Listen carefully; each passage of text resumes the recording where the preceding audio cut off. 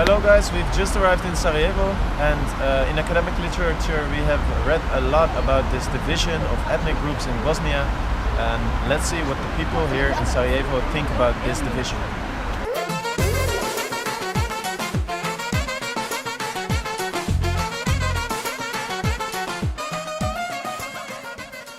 When Bosnia and Herzegovina is mentioned, the subject of ethnicity is never far behind. That leads us to wonder, what is the force that drives the narrative of ethnic division? Here on the field you have kids, various ethnicities. They are doing projects, they are working, they are enjoying themselves in trying to make friendships. We are mixed, trying to be, like so much mixed that you cannot find difference between each other. But, for example, 2 years ago, 2014, the floods picked up the Bosnia too much. All three nations was helping each other. Can you imagine that? Put the sand into the bags, put on the shores of the river so that cannot water come to houses. And we did it together. So we can. But political boys, So you would say it's more a political thing than a real, everyday, common people thing? Yeah, it's true. Although it is normally remarked by media and scholars, ethnic division is not always perceived by locals in their everyday life. Something curious about it is that division seems to be reinforced by the political organization in the country. All those strong political parties who are national parties, who present themselves as representing one constitutive people, they use minoritarian rights discourse. For us, as Croats, first is to defend our nationality, to defend our culture, our language. Then, of course, economy is really important. We are still, fighting for our own basic human rights.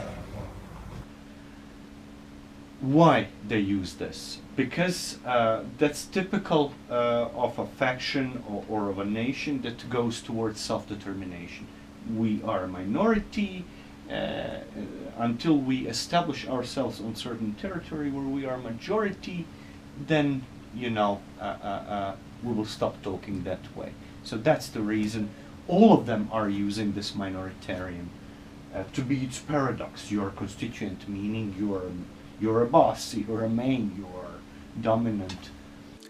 Then how can politics influence discourse on ethnicity? And how do politicians succeed in using the discourse of ethnic division? The big problem, or the biggest problem of this problem which we still having, is political. Politicians think that division is national. Like they're feeding our souls anger, something like that, After tremendous election campaign where these existential moments are drawn into game, you go to election booth and think, if I vote against my elite, how can I be sure that person B and C would do the same? So it's better if we remain, and that's exactly what they count. I mean, elites, what they count on.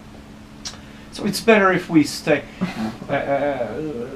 Status quo could be the best option. So that's the, In the elections, parties with those parts get elected. Like Croatian part, or Bosnian part, or Serbian part. HDZ, SDA, and SNSD. They keep you in a frame, in a cage, and you are simply afraid to step out of the line. Another issue is that many people depend on the political parties for finding job opportunities. This is important in Bosnia due to the high employment rate. What do you think is the biggest challenge to overcome this ethnic division? Overcome their thoughts, which are planted by politics, by parents, by themselves. We have a lot of hate in us, and we need to get rid of people. What is important is that we are opening the doors and developing all kinds of the solidarity networks, and who knows, one day we might have different type of understanding and articulating ourselves.